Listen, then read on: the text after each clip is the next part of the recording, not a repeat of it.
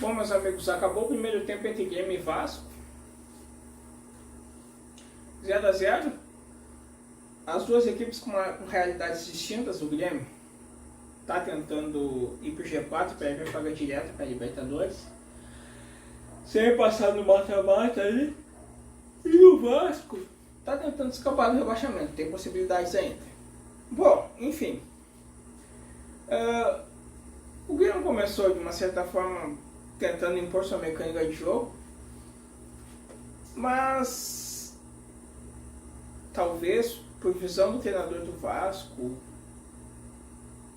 enfim, méritos do Vasco, o Vasco começou a empurrar o Grêmio para o seu campo. E aí, de uma certa forma, num determinado momento do jogo ali, do primeiro tempo no caso, nós vimos um grande volume de jogadas do Vasco. O Grêmio até tinha alguns contra-ataques ali, mas para tu ver que o Vasco da Gama ele empurrou de certa forma o Grêmio ali pro seu campo. Teve uma hora que o Kaique pegou a bola ali, aí queriam que ele fizesse reposição rápida. Mas ele não tinha alternativa, todos marcados ali. De certa forma, o Vasco ali marcando no campo ofensivo. Enfim, o Vasco teve uns escanteios, teve um lance ali, uma coisa que eu não vi particularmente. Posso estar errado, não vi aquele negócio no Grêmio, aquele erro defensivo até agora, pelo menos. De ter aquele jogador flutuando na área ali. Lembra que o grande perigo do Grêmio sempre tem, isso nós não entendemos como os jogadores conseguem flutuar sozinhos, sem ter ninguém para acompanhar na área do Grêmio. Até tem um lance ali que é o... Agora não vamos esquecer o nome do jogador. Mas ele dribla, de certa forma ele passa pelo Vila Sante. E aí quando ele vai cruzar, aí o Reinaldo intercepta. Mas dá a entender daí que ele ia cruzar com o jogador ali. Só que aquele jogador, pelo menos pelo que eu vi no replay, ele não estava livre, tinha ainda alguém acompanhando.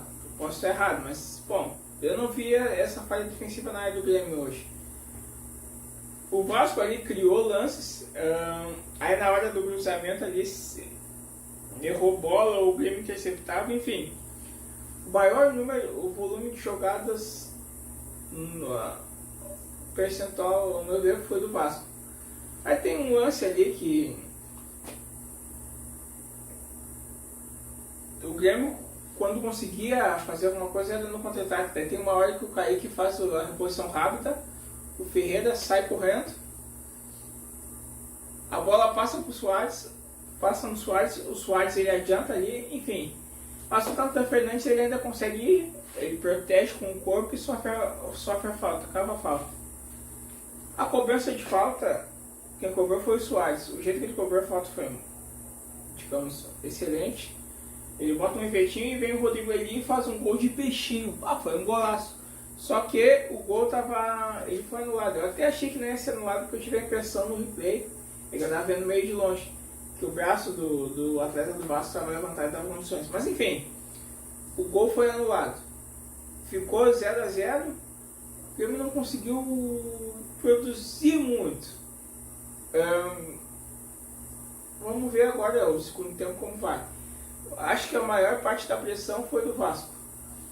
Mas ainda tem o segundo tempo e o Grêmio precisa vencer para ir para o G4. Não, são dois duelos. Um quer escapar do rebaixamento e o outro quer o G4. Vamos esperar o segundo tempo, pessoal.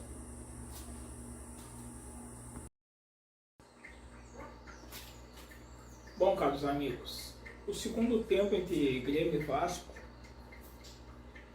o jogo praticamente se decidiu, praticamente não, literalmente, foi decidido nos 30 segundos do segundo tempo. E aí nós temos um passe do Nathan Fernandes para o Soares, que conclui com qualidade. Bom, ele tem qualidade para isso.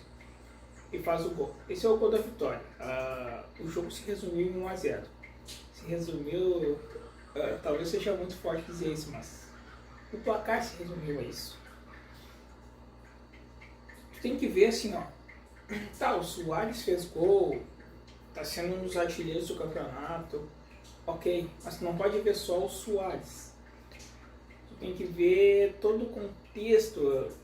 Eu sempre disse uma coisa assim, não, Suárez não estaria, só o Suárez traria agora pro Grêmio, não. Tem todo um elenco em torno dele que vai ajudá-lo, vai abastecê-lo, enfim. E esse gol que ele faz aqui, quem pega a bola é o garoto Nathan Fernandes. E ele pega a bola lá do meio de campo, lá da lateral do meio do campo, e ele vem num gás, e ele toca pro Suárez e ele olha pro Suárez. Pô, ele fez um negócio convicto. E aí o Suárez conclui e é gol. O Nathan Fernandes, há um bom tempo, tem demonstrado uma boa qualidade. É um jogador jovem, então, onde provavelmente tem um futuro promissor. Claro, eu sei que jogadores oscilam de temporadas para temporadas, e aí tem uma Libertadores também, uma grande responsa pro garoto, enfim. Mas é um jogador que, ao meu ver, eu fico me questionando, por que ele ficou tanto tempo no banco? Enfim, será que é um jogador só para demonstrar algumas aparições e... não sei. Enfim, o passe foi do Nathan Fernandes. O Vasco tentou, fez algumas conclusões. Teve um gol ali que o Verratti praticamente ele errou, assim, ó. Acho que lá em São Januário ele tinha feito um gol contra nós, assim. Ele recebe o cruzamento ali e ele erra na hora de concluir, enfim. O Grêmio ainda criou, teve mais, depois dessa que o Nathan Fernandes deu pro Suárez concluir e fazer o gol, teve uma jogada entre troca de passe entre ele e o Suárez, o Sérgio e o Nathan Fernandes chuta fraco. Por isso que eu digo, por mais que o garoto tenha potencial, talvez algumas coisas devam ser aprimoradas nele, mas é um jogador de futuro. O Grêmio ainda conclui, tem aquele lance que o Ferreirinha ele dribla na área, ele conclui, sobra para um jogador ali que conclui, bate, o goleiro defende, enfim, não sai gol. Tem até um lance ali que é do Grêmio que é 3 contra 2, e na hora do Cuiabano concluir ele não consegue fazer o gol, converter em gol. Mas enfim, faz parte. O Grêmio somou mais 6 pontos, que é aquela luta para ir direto para a fase de grupos da Libertadores. E venceu o Vasco por 1-0. Tá, o placar é magro, mas efetivamente é o placar que nos deu 3 pontos. E é o que o Grêmio precisava. Então o Grêmio vivo rumo à Libertadores.